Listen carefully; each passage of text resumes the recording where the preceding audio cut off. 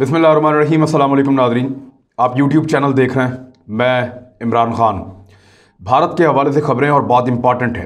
पाकिस्तान को लेकर भारत क्या सोच रहा है और भारत के बारे में पाकिस्तान क्या सोच रहा है। वज़ीर-ए-आज़म पाकिस्तान ने आज एक ख़िताब किया, इमरान ख़ान साहब ने, और वो जो इनका ख़िताब था वो इन्होंने किया पाकिस्तान अफ़गान तजारत और सरमायाकारी का एक फ़ोरम है इस्लामाबाद में, उसका एक सेमिनार था, उससे उन्होंने ख़िताब किया और इस ख्वाहिश का इजहार किया कि भारत के साथ ताल्लुकात बेहतर होने चाहिए। इससे पहले भी वो इस ख्वाहिश का इजहार कर चुके हैं और पाकिस्तान कोशिश भी कर चुका है, लेकिन भारत इस तरफ आता नहीं है। अब अगर आप ये देखें कि वज़ीर-ए-आज़म को खदशात किस किस्म के हैं, तो उन्होंने आज जो बातें की उनमें एक बात ये भी थी कि खदशा है कि पाकिस्तान में अदम इस्तेहकाम के लिए भारत अफ़गानिस्तान की सरज़मीन को इस्तेमाल करे, और भारत पहले भी ये सब कुछ कर चुका है। अफ़गानिस्तान की सरज़मीन को वो कई मरतबा पाकिस्तान के ख़िलाफ़ इस्तेमाल कर चुका है, और हाल ही में उसने तालिबान के कुछ ग्रोहों के आपस में मुज़ाकरात करवाए और उन पे पैसा इन्वेस्ट किया, तहरीक तालिबान पाकिस्तान, और उनके ज़ेली ग्रोहों को इकट्ठा किया ताकि वो पाकिस्तान में जाकर अटैक करें। जो कराची में स्टॉक एक्सचेंज के ऊपर जो अटैक हुआ उसमें भी भारत का हाथ पाया गया, और मुख्तलिफ पाकिस्तान में होने वाले वाक़यात के पीछे भारत ही मुलव्वस पाया गया है। अब ये तो इमरान खान साहब का एक स्टेटमेंट है और उनकी सोच है, और वो हमें आइडिया है, वो ये बात बड़े लंबे अरसे से कर रहे हैं। दूसरी जानिब भारत क्या कर रहा है, मैं 3-4 चीज़ें आपके पास रख देता हूँ। भारतीय मीडिया पे जो भारतीय एक डिफेंस एनालिस्ट हैं और हुकूमत के बहुत करीब हैं, और वो वही बात करते हैं जो भारत की हुकूमत करती है, जनरल बख्शी, उन्होंने कुछ स्टेटमेंट दिए हैं, वो मैं आपको अभी बताऊँगा।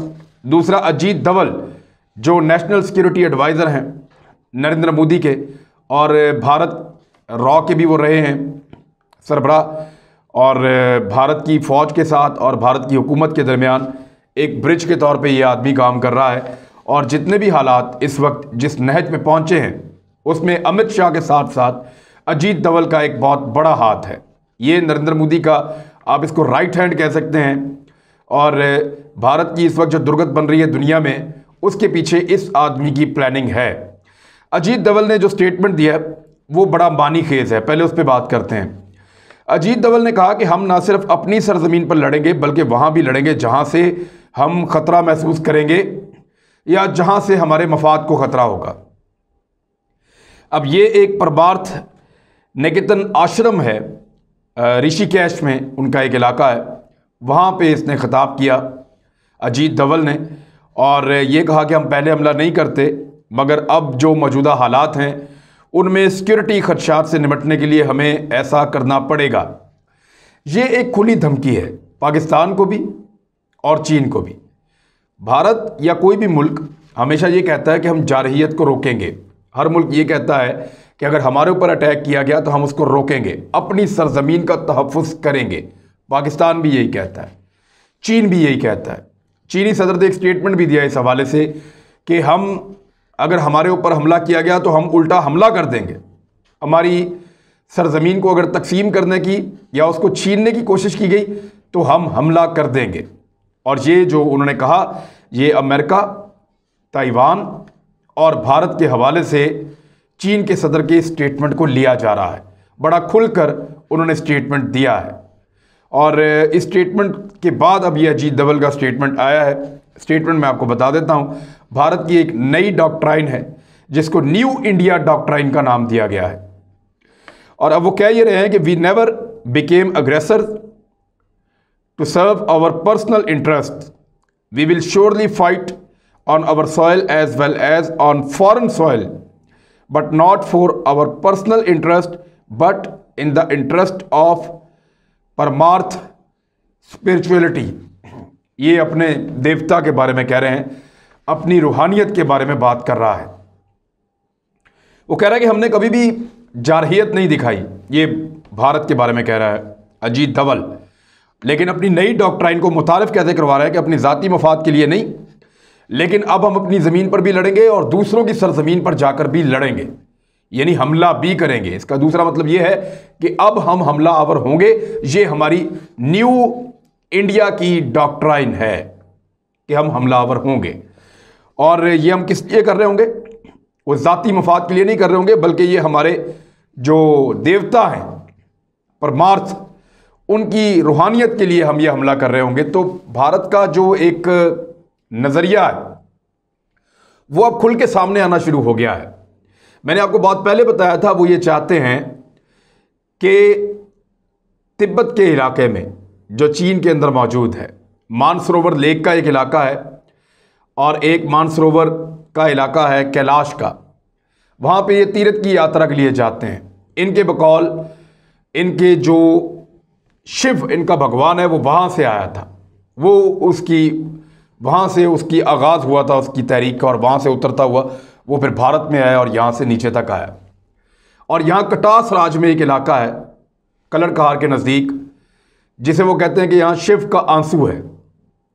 तो इन सारे इलाकों में वो कहते हैं हमारा कब्ज़ा होना चाहिए, हमारी रूहानियत यहाँ इन इलाकों में फैली हुई है।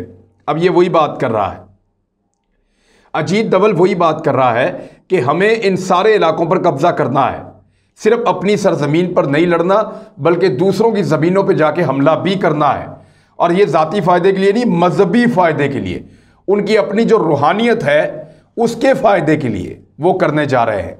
तो मैं आपको पहले बता रहा था कि जो आरएसएस का नज़रिया है, जो उनकी किताबों में लिखा है, वो यही है कि इस सारे खित्ते में सिर्फ हिंदू होंगे और किसी के लिए कोई जगह नहीं होगी, कोई सेकुलरिज्म का कोई प्रचार नहीं होगा, किसी और मज़हब को बर्दाश्त नहीं किया जाएगा, सिर्फ शुद्ध हिंदू यहाँ पे मौजूद होंगे और वो इस सारे इलाके पे काबिज होकर अपना निज़ाम यहाँ पे नाफिज करेंगे, जिसको आप हिंदुत्व कहते हैं।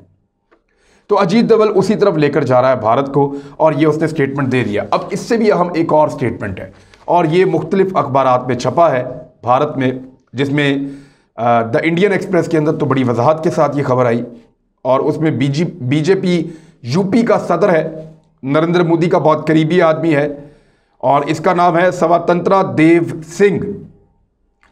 स्वातंत्रा देव सिंह ने जो स्टेटमेंट दिया है, उसने कहा कि नरेंद्र मोदी ने तमाम तारीखें तय कर रखी हैं, हत्ता कि यह भी तय था कि भारतीय अदालत से एक फ़ैसला आएगा और राम मंदिर के हक़ में फ़ैसला आएगा, और हम राम मंदिर बनाएंगे और किस किस तारीख को कैसे कैसे बनाएंगे। ये भी तय था कि किस किस तारीख को जो है वो हम 370 का कानून लागू करेंगे, यानी उसको ख़त्म करेंगे, और ये भी तय था कि किस तारीख को हम शरीयत का कानून लेकर आएंगे।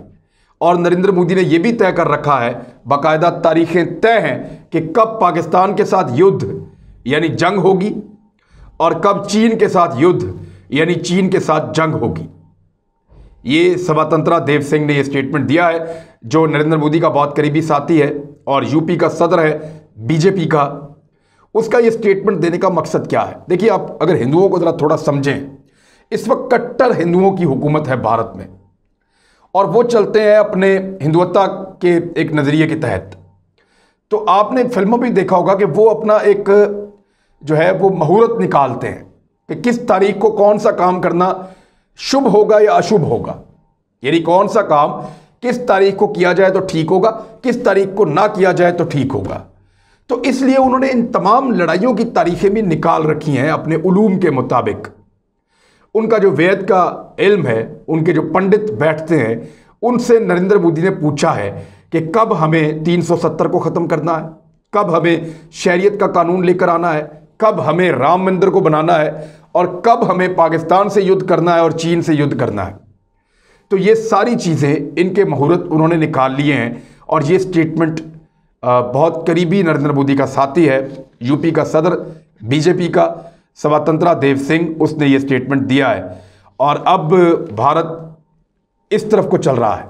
दूसरी जानिब एक और भारत से जो खबर आई वो ये है कि भारत की फ़ौज को बड़ी सीरियस प्रॉब्लम और दिक्कत हो रही है इस वक्त। इस मामले से निपटने में उन्होंने तमाम हिकमत अमलियाँ बना के देख ली कि भारत पाकिस्तान और चीन से बैक वक्त लड़ सकता है या नहीं। तो उनकी तमाम फोर्सेस ने, भारतीय एयरफोर्स ने, भारतीय बरी फौज ने और भारतीय बैरिया ने, उन तमाम फोर्सेस ने हाथ खड़े कर दिए हैं कि अगर अमेरिका हमारे साथ भी खड़ा हो जाए और यूरोप की सपोर्ट भी हमें मिल जाए, इसके बावजूद जो इमीडिएट बॉर्डर दो मुल्कों के साथ लगता है, चीन के साथ और पाकिस्तान के साथ, इनसे एक वक्त में दोनों से लड़ना नामुमकिन है और मुमकिन नहीं है कि भारत इन दोनों से एक वक्त में मुकाबला करे। अब आ जाएं आप जनरल बख्शी की तरफ कि जनरल बख्शी ने जो स्टेटमेंट दिया वो क्या है, उसको भी ज़रा आप गौर करें। जनरल बख्शी ने स्टेटमेंट ये दिया भारतीय टीवी चैनल्स के ऊपर बैठ के, और बाकायदा भारतीय अखबारात इसको लिख रहे हैं, इसके ऊपर वो अपना तज्जिया भी दे रहे हैं। वो ये कहते हैं कि पाकिस्तान में जो अपोजिशन ने सूरत इस वक्त पैदा की है, इससे भारत को फ़ायदा उठाना चाहिए। ये तो उठाएगा, यानी अगर भारत के अंदर ऐसी सूरत पैदा होगी तो भारत के दुश्मन भी फ़ायदा उठाएंगे। किसी भी मुल्क में होगा तो उसके दुश्मन फ़ायदा उठाएंगे। तो भारत पाकिस्तान का दुश्मन है, इसका फ़ायदा उठाइए। पाकिस्तान के अंदर अनारकी फैल रही है, फ़ौज के ख़िलाफ़ अपोजिशन जज्बात लोगों के भड़का रही है, सिविल ब्यूरोक्रेसी को और फ़ौज को अंदर से गुस्सा दिलाया जा रहा है, तो भारत उसका फ़ायदा उठाए। जनरल बख्शी ने जो एनालिसिस पेश किया वो ये कहा कि जनरल बाजवा की एक्सटेंशन के बाद पाकिस्तान के बहुत सारे जर्नैल नाखुश हैं और इस सूरत का फ़ायदा उठाते हुए पाकिस्तान के अंदर एक बगावत जैसी सूरत पैदा करनी चाहिए, और पाकिस्तान की अपोजिशन स्पेशली नवाज शरीफ उसके लिए बहुत ज़बरदस्त काम कर रहे हैं और भारत को इससे फ़ायदा उठाना चाहिए। ये तो आ गया स्टेटमेंट जनरल बख्शी का एक हिस्सा। दूसरे हिस्से में उसने ये कहा कि पाकिस्तान इस वक्त अपना कैंप तब्दील कर रहा है और यही वजह है पाकिस्तान के अंदर ये जो सूरत पैदा हुई है उसके पीछे। पाकिस्तान जो अपना कैंप तब्दील कर रहा है उसमें पाकिस्तान अमेरिका और सऊदी अरब को दूर कर रहा है अपने आप से, जबकि चीन और तुर्की को अपने करीब कर रहा है। तो इस वक्त जो पाकिस्तान के अंदर सूरत पैदा हो रही है और अपोजिशन जो एस्टेब्लिशमेंट और हुकूमत के खिलाफ एक तहरीक चला रही है, उस तहरीक के पीछे अमेरिका भी है, इसराइल भी है और सऊदी अरब भी है। ये भारत के अंदर एनालिसिस हुआ, जनरल बख्शी ने ये बातें की, मैंने आप तक पहुंचा दी एग्जैक्टली उसी तरीके से कि जो पाकिस्तान के अंदर हो रहा है उसका फ़ायदा भारत को उठाना चाहिए। एक तो वो ये कह रहे हैं, दूसरा जो कुछ पाकिस्तान में हो रहा है उसके पीछे CIA है, उसके पीछे इसराइल की एजेंसी मोसाद है और उसके पीछे जो है वो सऊदी अरब है और उनकी फंडिंग है, जिन्होंने मियां नवाज शरीफ साहब को जेल से निकलवाया और निकाल के लंदन पहुंचाया ताकि वो अपनी जिम्मेदारी पूरी करें। तो अब ये है भारत का इस वक्त का चेहरा। भारत पाकिस्तान को लेकर क्या सोच रहा है, क्योंकि देखें अगर चीन ने और पाकिस्तान ने मिलकर भारत पे अटैक करना है और कश्मीर और लद्दाख के मकबूजा इलाकों को खाली करवाना है और इस सारी सूरत से निपटना है और 70 साल पुरानी इस लड़ाई को, 73 साल पुराना जो सारा मामला चला आ रहा है, इसको अगर ख़त्म करना है तो ये बेहतरीन मौका बनता जा रहा है। लेकिन पाकिस्तान को रोकने का एक ही तरीका है कि पाकिस्तान के अंदर इंतशार पैदा कर दिया जाए, पाकिस्तान के अंदर सूरत इतनी ख़राब कर दी जाए कि लोग अपनी फ़ौज के ख़िलाफ़ उकसाए जाएं, फ़ौज के ख़िलाफ़ एहतजाज करें, फ़ौज और लोगों के बीच में एक दरार हो और ये फ़ौज कोई भी एक लड़ाई लड़ने के काबिल ना रहे, क्योंकि पब्लिक की सपोर्ट के बगैर फ़ौज लड़ नहीं सकती। और मियाँ साहब ने भी हाल ही में लोगों को फ़ौज के ख़िलाफ़ उकसाया है। तो पाकिस्तान को रोकने का ये रास्ता भारत ने चुना है और उसके लिए पाकिस्तान की जो अपोजिशन की जमातें हैं वो सपोर्ट दे रही हैं भारत को। ये वक्त आपस में लड़ने का नहीं है, ये वक्त है दुश्मन का मुकाबला करने का। कश्मीरी हमारा इंतज़ार कर रहे हैं। मेरे ख्याल में जनरल बाजवा और उनके साथियों ने बहुत देर कर दी है। अब तक कश्मीर के ऊपर एक फैसला कुन मार्का होना चाहिए था। जंग कोई भी नहीं चाहता, लेकिन आज़रबाईजान को भी अपने इलाके खाली करवाने के लिए जंग करनी पड़ी है। पाकिस्तान को कश्मीर भारत कभी भी उसमें प्लेट में रख के नहीं देगा, ट्रे में रख के नहीं देगा। आपको अपने इलाके छीनने पड़ेंगे, कश्मीरियों को खुद लड़ना पड़ेगा। इस वक्त मौके से फ़ायदा उठाने का वक्त है।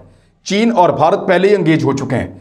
पाकिस्तान अगर भारत को मज़ीद अंगेज करता है तो चीन और पाकिस्तान मिलकर भारत पे इतना दबाव बना सकते हैं कि कश्मीरियों की आज़ादी के लिए रास्ता हमवार हो सकता है। इस मौके से फ़ायदा उठाने के लिए पाकिस्तान की हुकूमत और अपोजिशन को इकट्ठा करने का वक्त है।